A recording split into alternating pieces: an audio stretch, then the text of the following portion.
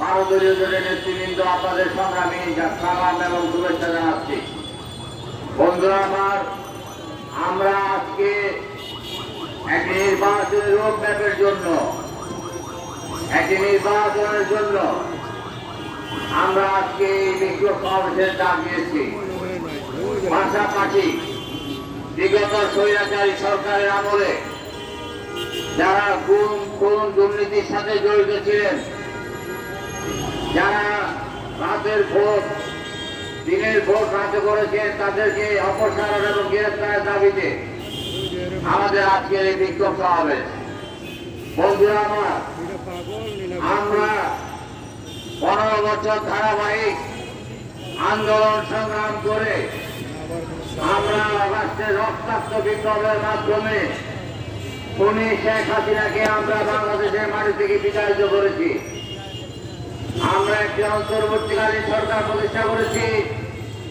আমরা এই অন্তর্বর্তীকালীন সরকারকে আমরা আহ্বান জানাচ্ছি, আপনারা অতি দ্রুত নির্বাচন দিয়ে রাজনৈতিক দলের হাতে ক্ষমতা হস্তান্তর করে আপনারা স্ব ক্ষেত্রে আপনারা ফিরে যান।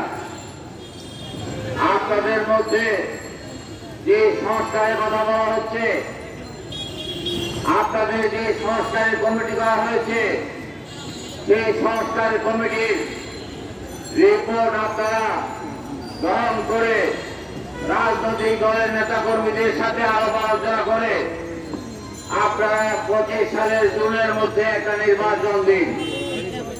আপনারা সংস্কার কমিটি এমন কোন সংস্কারের প্রস্তাব দেবেন না যে সংস্কারের প্রস্তাবের সাথে জনগণের কোন সম্পর্ক নাই। আমরা আন্দোলন করেছি, সংগ্রাম করেছি, আমরা দেখতে পাচ্ছি আপনারা নাকি প্রস্তাব দিচ্ছেন যে ভোটার তালিকায় 17 বছরের কিশোরদেরকে আপনারা অন্তর্ভুক্ত করতে হবে। 17 বছরের কিশোরদেরকে যদি আপনারা ভোটার তালিকা অন্তর্ভুক্ত করেন, তাহলে বাংলাদেশের সংবিধানের সাথে সাংঘর্ষিক। কারণ 18 বছরের নিচে যারা আছেন তারা কিশোর, তাদেরকে কিশোর আইনে বিচার করা হয়। তারা অপরাধ করলে কিশোর সংশোধনীতে পালন করা হয়, তাদের জন্য আলাদা আইন আছে। কিন্তু আপনারা বাংলাদেশের সংবিধানকে আপনারা লঙ্ঘন করে 17 বছরের জন্য যদি আপনারা ভোটার তালিকা অন্তর্ভুক্ত করেন, এটাতে আমরা একটা ষড়যন্ত্রের গন্ধ দেখছি। আমরা এতদিন যেমন আমরা দেখেছি যে নির্বাচনে যে প্রার্থী হতে পারবেন তার ন্যূনতম বয়স হতে হবে 25 বছর। আপনারা প্রস্তাব দিচ্ছেন যে নির্বাচন করতে হলে 21 বছরের মধ্যে নির্বাচন করতে পারবেন। আপনারা দেশটাকে একটা কচি কাঁচা সংসদ করতে চান, আপনারা কি দেশটাকে একটা কচি কাঁচা হাতে তুলে দিতে চান? আপনাদের উদ্দেশ্য নিয়ে আমাদের সন্দেহ আছে, আপনাদের উদ্দেশ্য নিয়ে আমাদের আশঙ্কা আছে, আপনাদের উদ্দেশ্য নিয়ে আমরা হতাশা ব্যক্ত করছি। আমরা আন্দোলন করেছি একটা নিরপেক্ষ নির্বাচনের জন্য, আমরা আন্দোলন করেছি একটা নিরপেক্ষ সরকারের অধীনে নির্বাচনের জন্য। আজকে আপনাদের সরকারকে আমরা নিরপেক্ষ সরকার হিসেবে মনে করতে পারি না। আপনাদের সরকারের অনেক উপদেষ্টার মধ্যে রাজনৈতিক খায়েশ জাগিয়েছে। আপনাদের অনেক উপদেষ্টা আজকে ক্ষমতাকে প্রলম্বিত করার জন্য আজকে নানা রকম ষড়যন্ত্রে লিপ্ত আছে।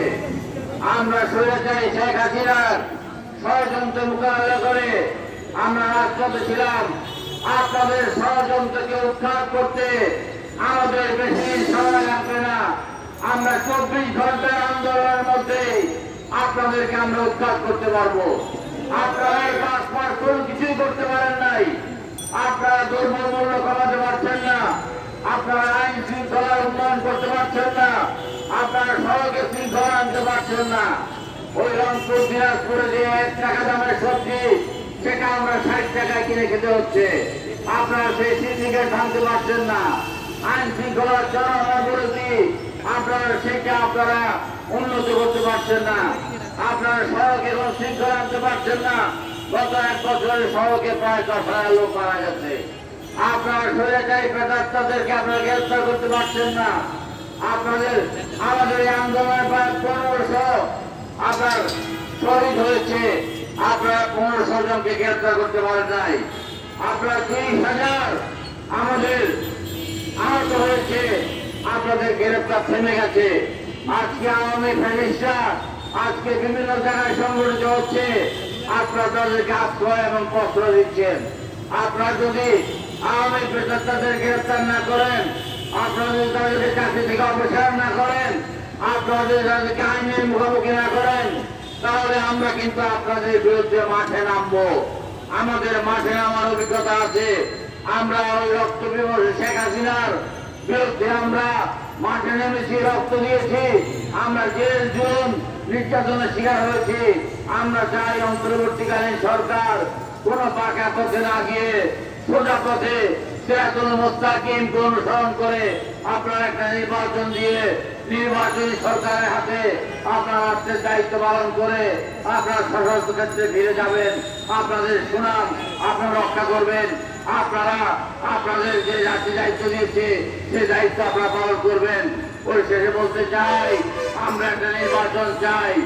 এই জানুয়ারি মাসের মধ্যে সংস্কার কমিটি যে সংস্কার প্রস্তাবগুলো দেবেন, রাজনৈতিক দলের সাথে আলাপ আলোচনা করে ঐক্যমতের ভিত্তিতে সেটা গ্রহণ করে আপনারা জুন 25 সালের জুনের মধ্যে আপনারা নির্বাচন দিয়ে আপনারা রাষ্ট্রকে একটা সুন্দর রাষ্ট্রে পরিণত করার আপনারা সুযোগ দেবেন।